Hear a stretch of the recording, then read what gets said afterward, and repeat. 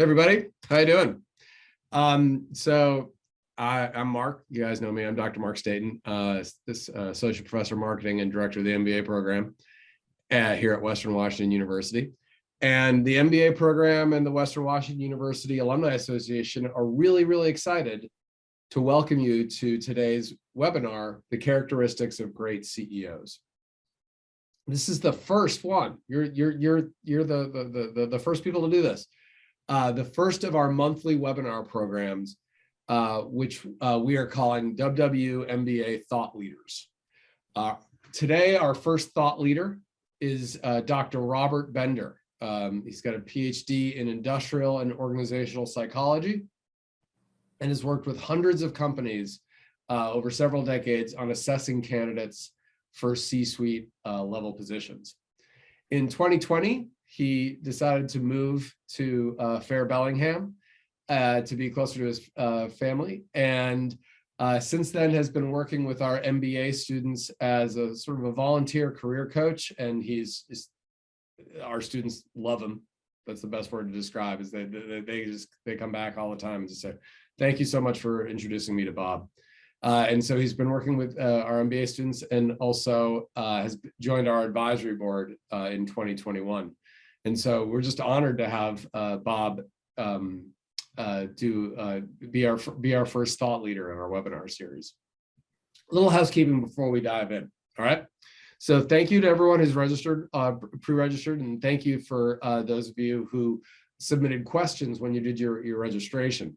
If you have other questions that come up, please use the Q&A feature. It's down there. Which should be at the bottom middle of your screen, to send us any questions that may come to mind.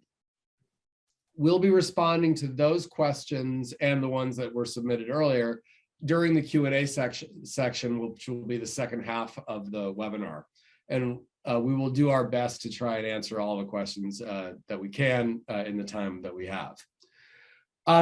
So we also recommend that if you haven't done one of these webinars before, just do the speaker view in the upper corner there when you can pick the view, so then you can see who's speaking largest. Okay, let's get started. So, Bob, take it away. Take it away, indeed. Good evening, everybody. I've learned one thing over the years in terms of doing presentations, and that is that people want to get something out of them. They want you to give them something. So my objective tonight is to share with you what I've learned, share with you my observations, my theories, my beliefs, my experience, and do it in such a way that hopefully I will be giving you something of value. That's my objective. And to do that, as I present to you my model, if you will, of why superior performers in the CEO job are indeed superior performers, you engage in a self-rating process. I'm going to define the attribute, and I'm going to ask you to rate yourself on that dimension. And in doing so, we're going to go through 7 must-have attributes. In my opinion, they are must-haves. The absence of any one of them could lead to failure. And I'm going to give you another 7 very useful like-to-haves, but not absolutely necessary. And with that, here we go. I'm going to start with a famous quote from John Adams. He said that facts are stubborn things. Facts as it relates to the CEO position. Number 1, most CEOs are mid-level performers at best. Look at the performance of most of the companies in the Standard & Poor's Fortune 500. They perform very much alike. They're mid-level CEOs performing at a mid-level. Many CEOs are unsuccessful. That failure is often covered up very artfully by their communications department and their transition and all of the other platitudes that are given for why they're no longer in the CEO job. And statistically, very few, perhaps 10%, excel in their positions. The companies that move to the forefront, that become the dominant leader, that achieve and sustain competitive advantage. The CEOs of those companies are rare. And what I've done over the years is study their attributes. I've assessed hundreds of CEO candidates. I've looked at who's succeeded, who's failed. I've tried different hypotheses to see what the common denominators are and eliminated many of them. Being good looking and charismatic is a nice thing to have, but it is not a must have, for example. Being super smart, the smartest person in the room, it's nice to have, but it's not a key must have attribute. So ultimately, why do some succeed? Why do some fail? So what I'm going to share with you tonight is the model that I think has the highest level of, if you will, predictive validity in determining who's going to be a successful CEO and who will not. And in doing so, as I describe each of these attributes, if you're willing, I'd like you to rate yourself. You can use whatever you want, a 5-point scale, 10-point scale, but I want you to identify where you think you're adequate, where you think you're superior, and where you think you've got an opportunity area. And I hope it proves helpful to you, since that's my objective. All right, number one, focus. What do I mean by focus? To be a successful CEO, you don't just need to focus on a problem. That's easy. You need to focus on the 2 or 3 most important problems that need to be solved for your organization to excel. The most important areas, you should be spending the majority of your time on those 2 or 3 areas. They can be a tactical issue, they can be a strategic issue, but in your judgment, the most important ones. Sounds easy, but very few CEOs do that. They're constantly going down rabbit holes. They're constantly being pulled into COO-like decision-making situations. That's not their job. Their job is to solve those 3 impediments, if you will, to achieving competitive advantage. And if one can discipline oneself to do that, it makes a world of difference. Then you're acting like a CEO and not a COO. So spending the majority of your available time on those top 3 priorities. That means delegating the rest. That means not getting sucked in to situations that are interesting or are ones you are good at. They mean focusing on where you can add the most value as the CEO. All right, I'd like you to rate yourself on that dimension, if you would. The second one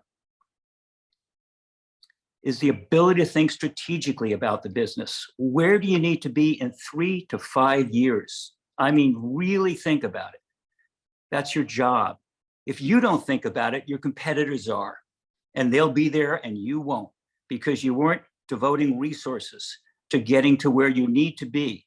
The market's changing, technology's changing, your customers' needs are changing. Are you anticipating all of that? Or are you just running the business like a COO, operationally to meet quarterly earnings objectives? That's not the CEO's job.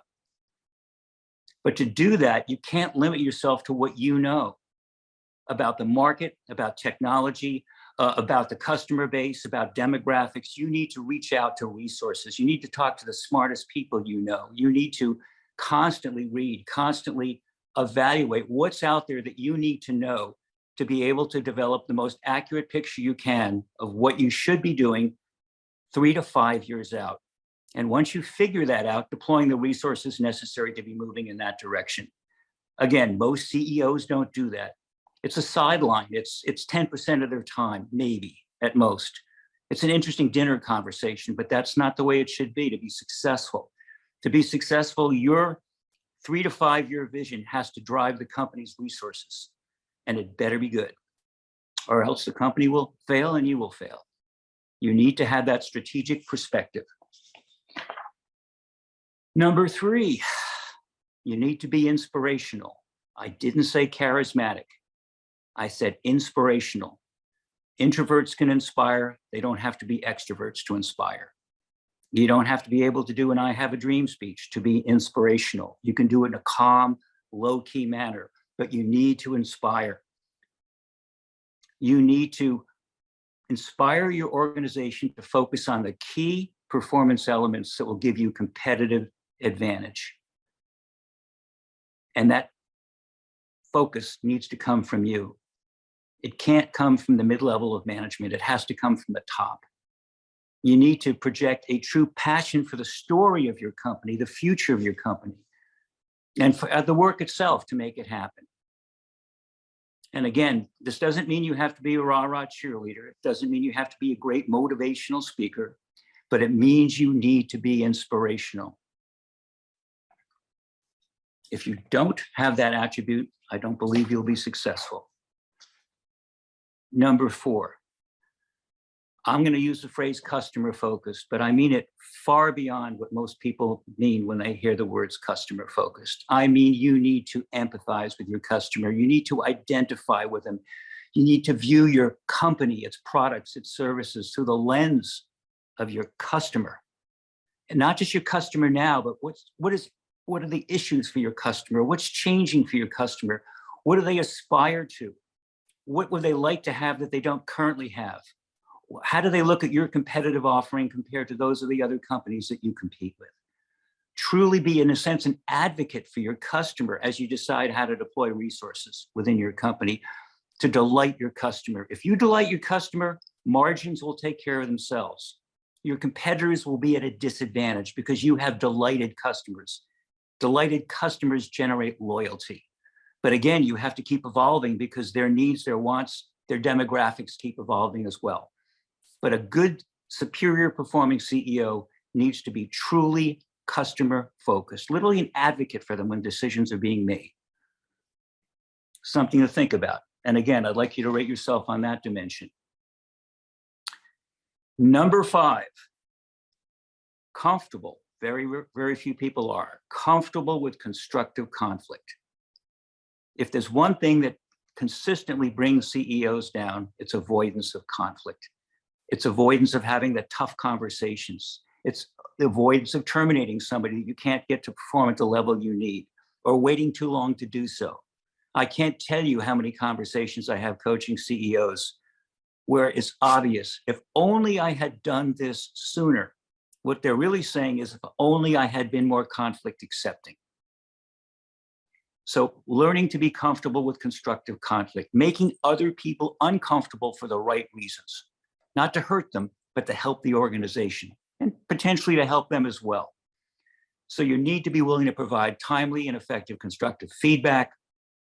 You need to be willing to tell somebody that the job they're in is not being done. You'll help them, but if they can't get there quickly, you'll find another job for them or help them find another job elsewhere. Very few CEOs can do that comfortably. And if you do it uncomfortably, then think of how awful this job will be, because you're going to do it all the time.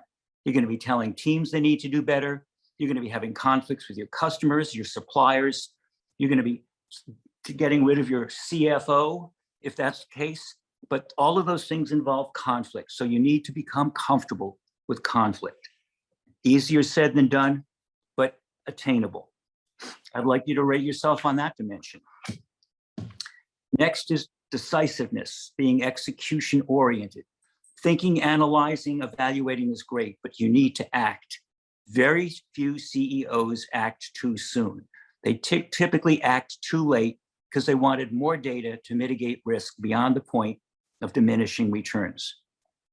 So the ability to make decisions quickly based on less than total information, you can never have enough information, combined with the ability to execute that decision, combined with the ability to recognize if it's not working, 2 weeks, 3 weeks, it's not working, we need to correct action. And I, the CEO, need to take accountability. It was my call, it didn't work, so-and-so was right, let's do this instead. Decisiveness, action orientation. Some of my clients call it courage. You need courage to take risks. You can't steal second base unless you take your foot off of first base. Courage. Many CEOs fail for that reason. They want all of this information to mitigate risk so that they can't be criticized if it doesn't work. But the train has left the station. You need to act decisively on enough information for it to be a reasonable, calculated risk. And again, please rate yourself. All right, we're up to Magic 7. You need the highest standards for your people and for your teams. You cannot accept mediocrity. And again, that means accepting conflict, because mediocrity will bring you down as a CEO. Every one of your direct reports should be a superior performer leading a high performance organization. That's rarely the case at any point in time, which means you need to be dealing with constructive conflict to address that individual or that function that's not performing at that optimal level. You got to be running on all 8 cylinders to achieve competitive advantage. And that means the CEO has to set that standard. Who do we hire? Who do we not hire? Who do we not promote? Do we go to the outside? Oh, that's going to be disruptive to the organization. Yeah, but that's where the best talent is. You need the best talent and you need to get them to play well together. All easier said than done. But again, if you can't do that, you can't solve all these problems yourself by being the smartest person in the room. You need superior performers, and you're the one who sets that standard. Well, those are the 7 that I believe are must-haves. I'll talk now briefly about highly desirable. You may feel that they're all must-haves, but I can prove to you from my work, from my experience, that I've seen successful CEOs that do not have that particular attribute. Every one of these is important. It improves the odds. No CEO has all of them. So here are my 7. Number 1, great people skills. You can say, well, you've got to have great people skills to be an effective CEO. I am very doubtful that anybody listening to me believes that Steve Jobs had great people skills. Do you really think he did? Absolutely not. You can come up with a long list of you think Elon Musk has great people skills? I don't think poo emojis is an appropriate definition of great people skills. You don't need it. It helps. It helps a lot. But it is not essential. It doesn't mean you need to work on it. Everybody should try to improve their people skills. It makes it much more effective being a CEO. But it's not a must-have. Number 2, the assumption that the smartest person in the company should be the CEO. It's nonsense. No data to support that. Super high IQ is valuable. It can also be a disruptor. If you're too smart, everybody waits for you to give them the answer, and you're not really delegating, you're not really empowering. And you also believe you're right all of the time rather than 95% of the time. And then you don't listen to people and you make mistakes. So being the smartest person in the room is a nice gift if your parents were super smart and you got the right genes, but it is not necessary. But you need to be plenty smart. But how plenty smart depends on the business, the industry that you're in. So there's no one standard, there's no one bar, but you clearly need to be very smart. Number 3, great knowledge and skills. You're the best marketer, you're the best financial executive, you're the best engineer, you're the best operator, you're the best sales executive. It's nice if you are super strong in one, hopefully multiple areas, and are respected for it. Well, he ought to do it, she ought to do it, they're the best salespersons in the company, they ought to do this. But it's not necessary. As long as you hire the strongest people and have the strong organizations, you don't have to be the best at anything except being the best at being CEO. Number 4, workaholic. Oh, it's great. 24/7, they've got no family, they don't play golf, all they do is work, it's wonderful. I don't think that's wonderful, by the way. And there's a diminishing return and a burnout issue. But being super hardworking and totally dedicated time-wise, 80 hours a week versus 65 hours a week, sure, it might help. Probably not as much as the person thinks. Clearly not a must-have. Number 5, great presentation skills, great presence. Boy, they look like a CEO. I had one search firm when they presented a CEO candidate to me. They said he comes straight out of central casting.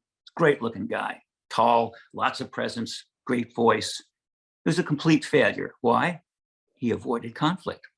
But again, it's helpful to have, not necessary. Absolutely not. Number 6, calm in a crisis, a great attribute.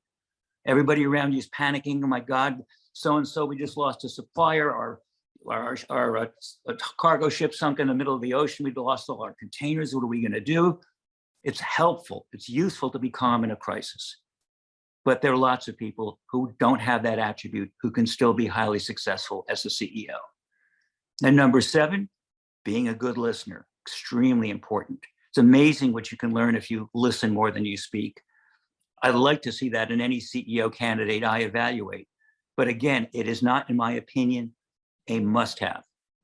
So I'd like you to think about your attributes along those dimensions. If you would, rate yourself. And at that point in time, I believe I'm done with my portion, and let's open it up to questions. That was great. I don't know about anyone else, but this is my notes. I got my thing and I wrote them all down. And it's interesting. Anyone who's taken my class knows that I actually end marketing strategy with a simulation where you play the role of a CEO. And I talked to my students about it. And just last week, I mentioned that I've never been a CEO. And then someone said, well, Mark, you're kind of like the CEO of the MBA program. And I was like, oh yeah. And then I'm sort of going through these things, and I guess I got a lot of things to work on. So I really appreciate Bob sharing that this with us. Could you just, so I'm going to ask some questions, and then we'll open it up to questions from the audience. But I guess the first thing I'd want to say is, well, I want to talk to you a little bit about sort of entrepreneurs versus CEOs. So, Bob, is there a different set of skills in terms of sort of growing a business from scratch versus sort of managing a business? Without question, there is, Yeah. and the personality profiles differ as well. Entrepreneurs are very heavily risk-oriented. They're gamblers. They're gamblers. There are a lot of businesses where you don't want the CEO to be a gambler. You want them to take calculated risks. Entrepreneurs are very bold, independent-minded people. That's one of the reasons why when a business gets to a certain size, they have a lot of trouble passing the baton. A lot of my work in private equity is dealing with the fact that the owner-founder who sold his company and is an entrepreneur cannot function in a governance environment, and they have to bring in a new CEO to take the business to the next level. And a lot of that is based upon very different drives. Entrepreneurs are bold, risk-taking, very independent-minded, so they often have difficulty dealing with authority above them, with boards of directors, with governance, if you will.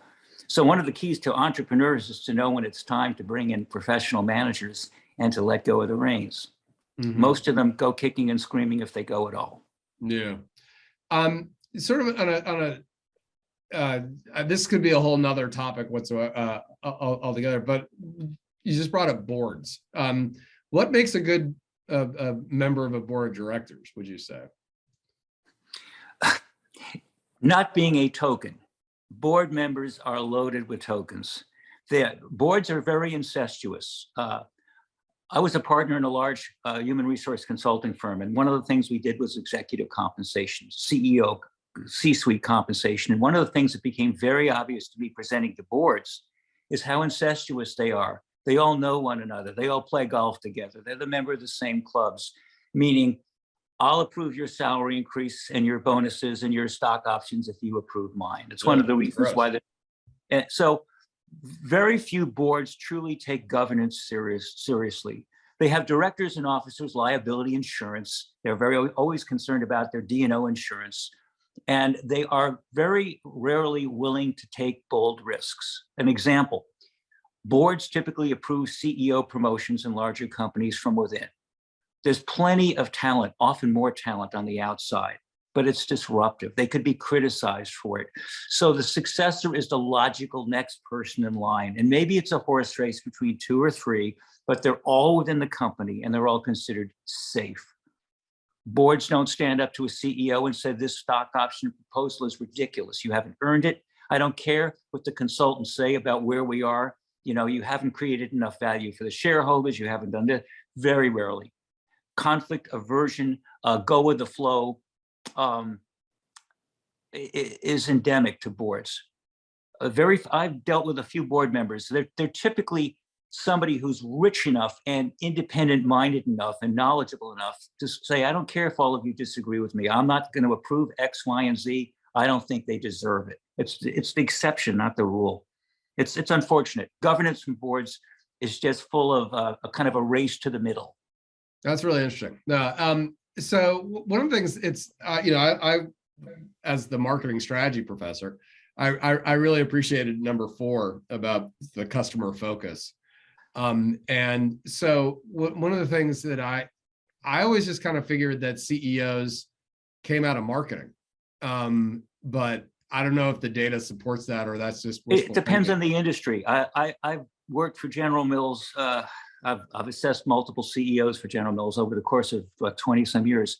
They always come from marketing. and they have exactly the same career path. You know, MBA from the right school, going up through marketing, marketing director, VP for a division. They become executive vice president. They send them off to Europe to run General Mills Europe, and then boom, they become the CEO. That's typical. They don't come from the outside. They don't come from sales. They don't come from operations. But engineering companies typically put engineers as CEOs. In fact, many successful CEOs are in fact former engineers. So it'll vary. Obviously, financial service companies, they come out of, they have a financial background. But the more you're into a consumer-facing packaged goods type of environment, the more likely you to see MBAs from top schools come up through the marketing ranks. Got it. That makes sense. In the video game business, you're never going to see a marketer at the top. Oh, interesting. Where do the video game people come from? Coders? Typically either kind of business management, or they're just a gaming technology person, somebody who successfully built and launched games. They typically move up. So they often lack financial management skills. They often lack marketing skills. But what they do know how to do is assemble a high performance team to produce a heck of a video game. Mm-hmm. That makes sense. I'm going to speak somewhat obliquely so that I don't get sued. But I've got I'm a fan of a certain connected internet exercise device that has decided to recently demote their founder, CEO, and brought in a new CEO from another company that is a subscription-based music company. And I had a conversation with a colleague of the new CEO from the music company, and within a few days, he had gotten a call from this new CEO from this company saying, "Can you help us with our what we're paying in music licensing?"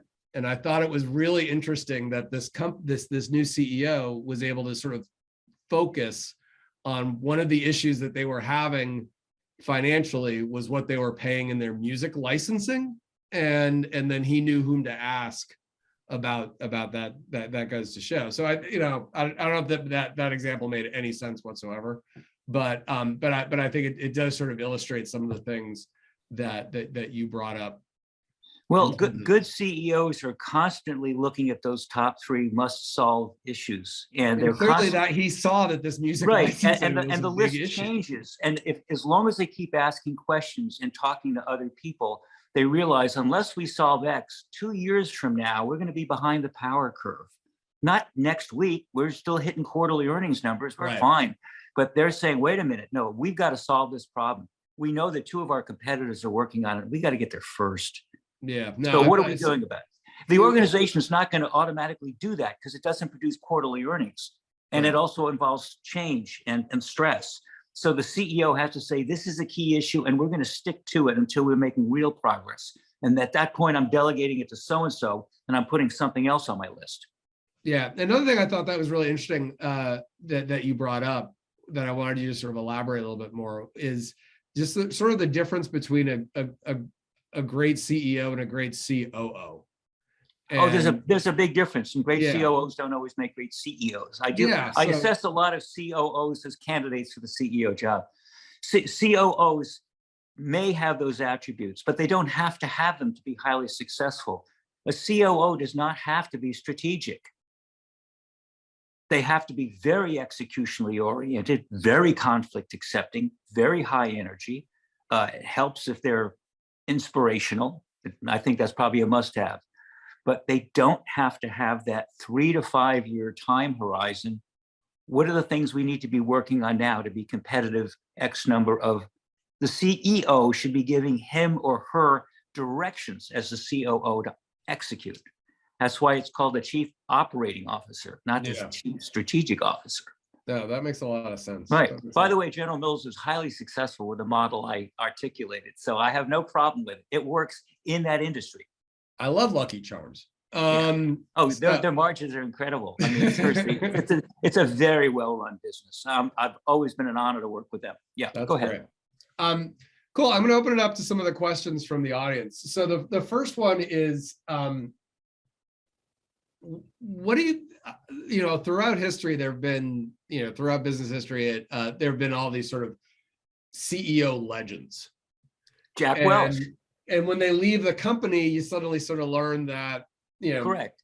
they weren't that great. Like, or they may have made some bad choices, or they had some unsustainable corporate strategies or things like that. So do you think that this is often the case of where the CEO kind of knew things were going to turn south and then that's why they left? Or like, So there's no question that some CEOs leave before it goes south, that they see that the problems in front of them, many of which they are the genesis of, are not solvable, and that the earnings will drop, the shareholders will be unhappy, the stock will get hit, and ultimately the board will talk to them about retiring.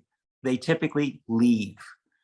And if they leave for another CEO job, they can argue that they didn't fail. But in fact, they failed, which is, again, part of my original statement that most CEOs are not successful. They often leave before they're asked to leave. That makes Jack sense. Welch is a classic example. Jack Welch was considered the god of Yeah, capital. let's talk about Jack Welch. All right, I think there's some lessons to be learned. Jack Welch was a I'm a brilliant Boston guy, so like I grew up Jack with Welch he was a brilliant engineer. I believe a PhD in chemical engineering. I've met him. I've been to Crotonville and all that stuff. Yeah. Very aggressive man, very dominant personality. He was the most profit-driven person imaginable. Quarter-to-quarter earnings growth, be number one or number two in your segment. And all of that worked. GE became highly profitable. The stock went through the roof. Then Jack decided to start treating his employees like disposable assets. And all of a sudden, General Electric, which was considered a great company to work for, your entire career, your pension, your health care, blah, blah, blah. Jack said, we can make even more money if we start outsourcing labor and shutting down plants and moving as much as manufacturers we can overseas. And of course, the earnings went up. So what happened? A whole bunch of CEOs started to do the same thing, creating a huge schism between labor and management. A lot of that is attributed going back to Jack Welch. Then Jack Welch has the brilliant idea that, well, if we're going to be the masters of the universe, we need to be in different businesses. What is it? NBC? I get CBS or NBC. And we're going to buy a studio. We're going to start the financial services business, which nearly sunk them in the Great Recession. GE Financial Services was hemorrhaging money, but we got to get into this business. We got to get into that business. My point being that he then started modeling. You don't want to be in the XYZ business. You want to be in the diversified financial holding company business. And then how well did that work out? Not well at all. So then companies started contracting and going back to their core businesses where they did have competitive advantage. But that was Jack Welch and his ego. But There's when Jack Welch literally just came out last month, I'm looking at it right now. Yeah, and when he left, the man who broke capitalism. Yeah, he did. But when he left, what did he leave GE with? You think GE fell apart because Jack Welch was a genius and there are no more geniuses? It's because what he left them was a bunch of diverse businesses that were virtually impossible to manage. Why is GE breaking up into these separate companies? Because they're separate businesses. But he decided to do that. And initially, the two major initiatives worked. Treating labor like a disposable asset, which was never General Electric before then. They were a very paternalistic company with great loyalty, great benefits, great everything. So disposable assets created huge labor management systems, going overseas as part of that, diversifying into all sorts of businesses that look sexy, that you could make money with to get bigger, faster, and then finding out that your labor management situation was a mess and that all these companies that you bought, you really didn't know how to run profitably. And when he left, that's what he left. Yeah, I know that's oversimplified, but I think it's reasonably fair. Yeah, no, I'm actually interested in reading this book. Yeah. Any more questions from the audience? Yeah, I got a couple more. Hold on a second. Whoops, I closed my window. There we go. So we got some people in the audience that are sort of starting out, younger in their career right now. How do you prepare for a senior leadership position? Specifically CEO. Like, what are these are great characteristics to have, but what are some of the experiences someone should get? Well, I think if you look at each of them, you can come up with an action plan for every one of them. You can certainly practice thinking strategically. You can certainly read books on strategic management. You can get an MBA. You can be talking to people about the demographics of their customer base and where things are trending. You don't have to be in the corner office to be asking those questions or talking to people above you in the organization about CEO level questions. You don't have to do any of those things to learn how to do a performance review and tell somebody they need to improve their performance without losing a night's sleep over it. Practice. So there are plenty of resources, both in terms of in your company, books to read, webinars to watch, MBA programs to participate in, or at least specific courses to take.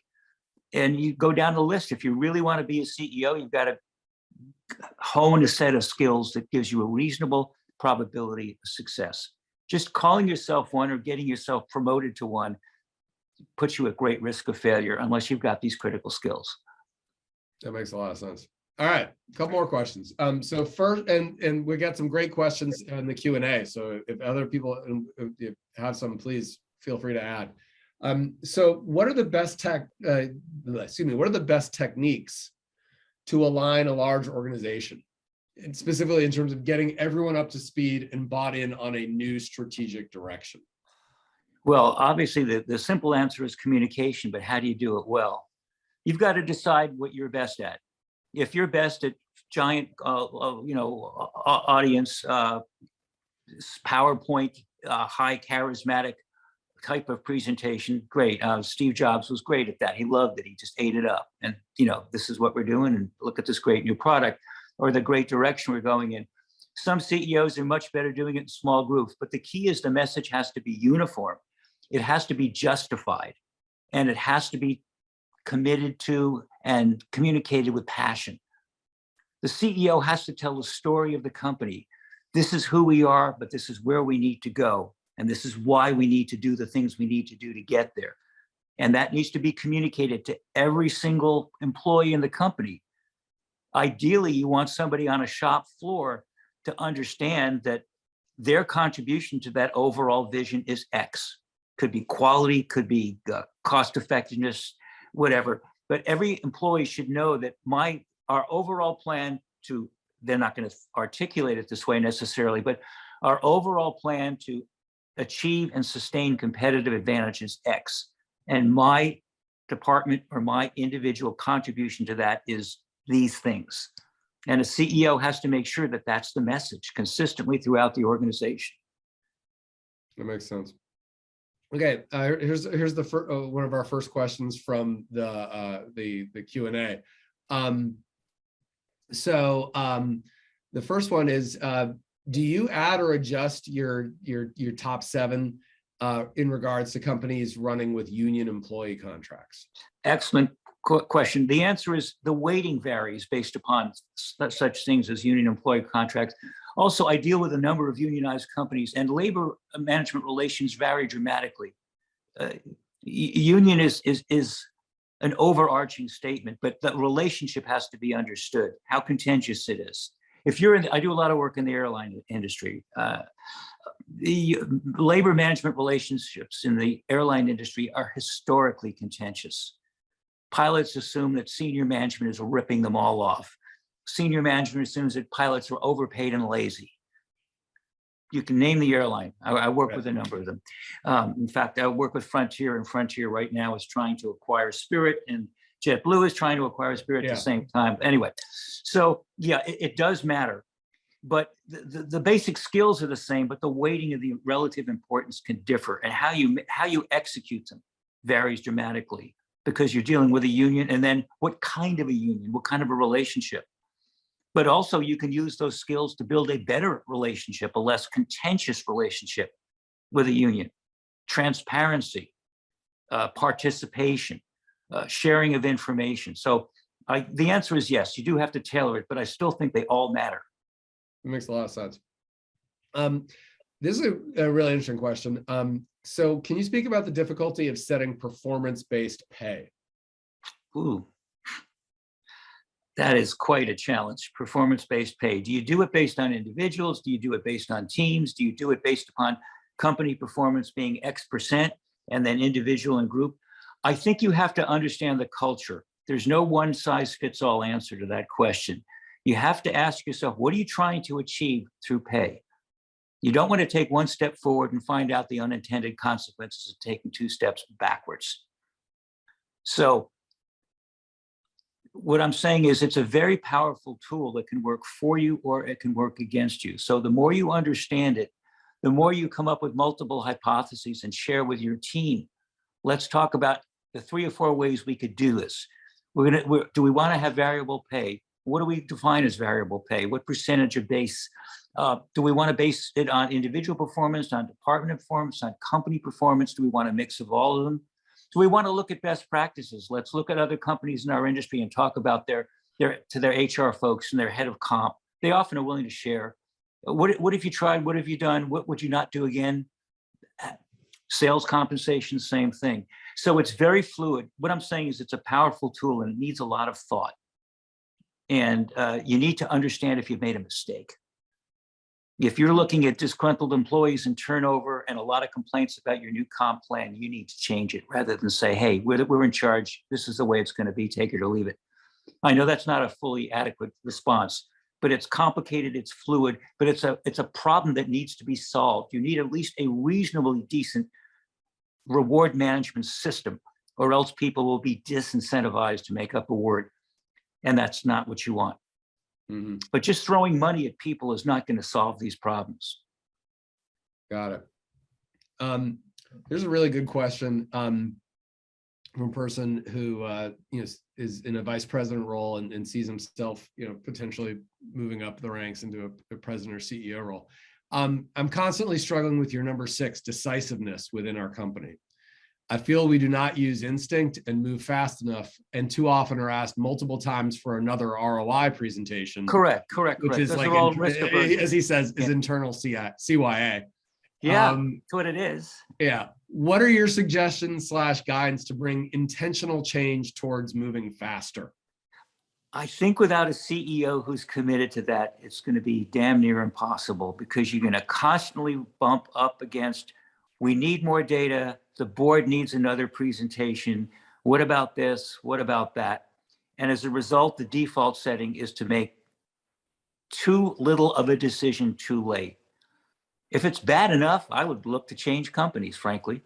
But if it's endemic to the culture, what I mean by that is risk aversion. I'm a great believer in analysis, but most CEOs wait too long. They want to be safe. They don't want to be second guessed by the board. Look, this acquisition target is right in front of us. I think we can pull it off, but we've got to move quickly. Oh, we can't do that. You end up making no acquisitions. And yet your strategy was to make acquisitions, but risk aversion stood in the way. So I guess at that level, all I can do is suggest that they encourage the people below them to be more decisive, and they can be as decisive as the organization will allow them to be. But unless they are the CEO, I don't think they can be as decisive as they want to be. Mm-hmm. And again, it's not a race to the bottom. It's a race to safety. The safe thing to do is to do nothing. The safe thing to do is to put together another PowerPoint presentation and to run the ROI numbers again. But while you're doing all these safe things, the world is moving and your competitors are moving. So it's a balance. Good CEOs make mistakes. It's a proof that they've been decisive and took a risk, but they also fix them faster. And none of them are fatal. They're not going to bet a company on a decision without a lot of analysis. Mm-hmm. So I wish I could help this person, but when you're in a company and you're surrounded by risk aversion, that is the bed you're sleeping in. Yeah, no, that makes a lot of sense. It's funny, when I teach my marketing strategy class, I have them do these case analyses, and everyone done MBAs, done our HBS case study, and I ask them to write up a recommendation, and it's interesting how often they will, particularly at the beginning of the quarter, the students will say, well, I didn't have the right data to make a real recommendation. Right. Or I didn't, and I was like, welcome to the real world. If you have all the data that you could possibly want, it's too late. Look, Elon Musk has many, many flaws as an executive, but you can't make any money in the electric car business. It's got the highest market cap of anything. Oh, you can't possibly produce a reusable rocket. Well, SpaceX. The point is that he is a bold risk taker. Right. Yeah. And he doesn't have to worry about review and approval by his board. He'll fight with in him over fact, his it's funny stock you option bring grants. you bring that up because one of our another advisory board member was saying that he actually says that related to what you're saying, that he's read that Elon Musk wants his people to tell him when he is wrong.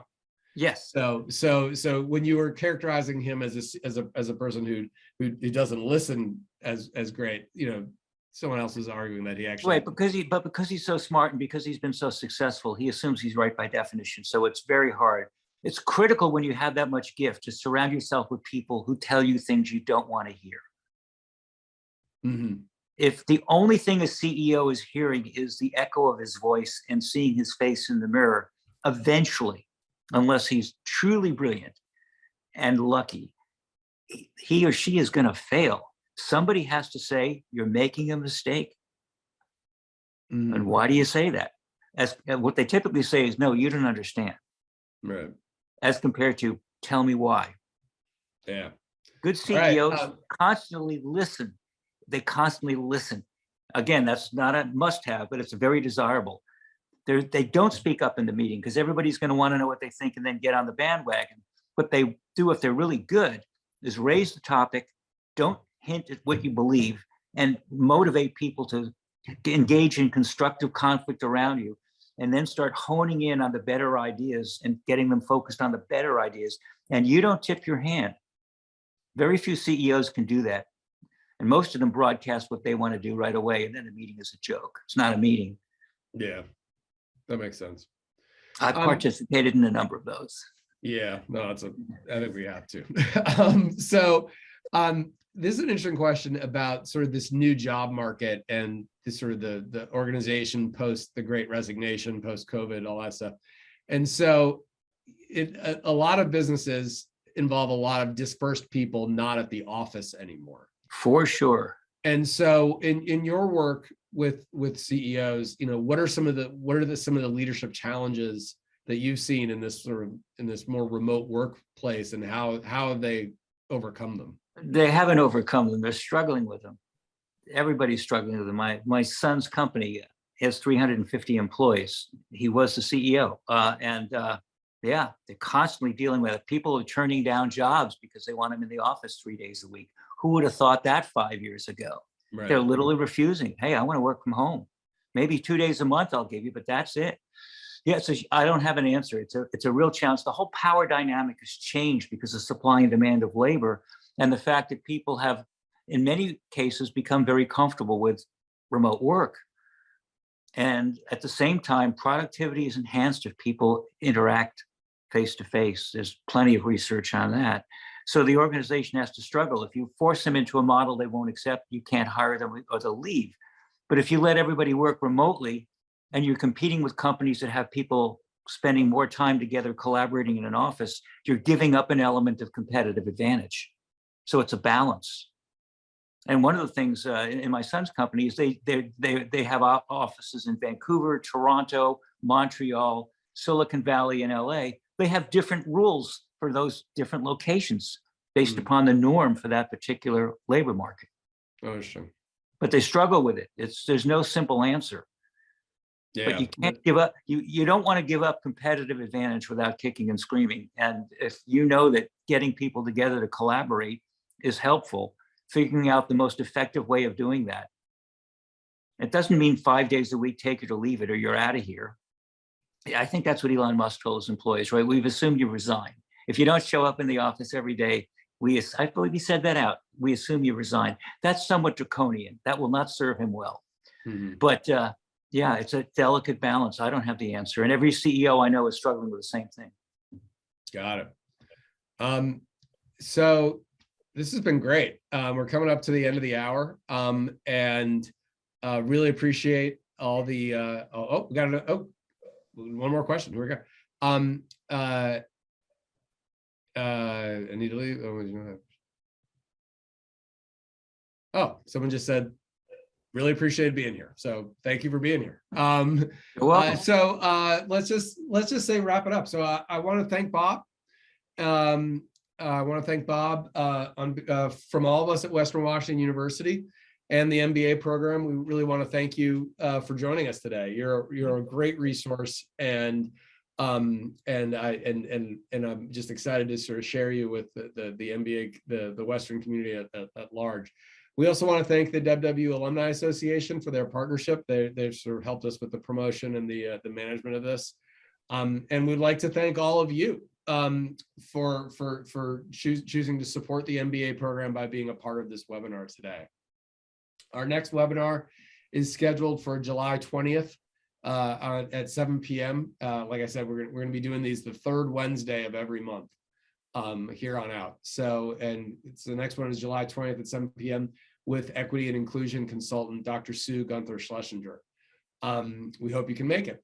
And then one of the things Bob wanted me to share was if you would like to contact Bob, if you have sort of specific questions about this, feel free to reach out to me and the MBA program, and we can connect you with Bob.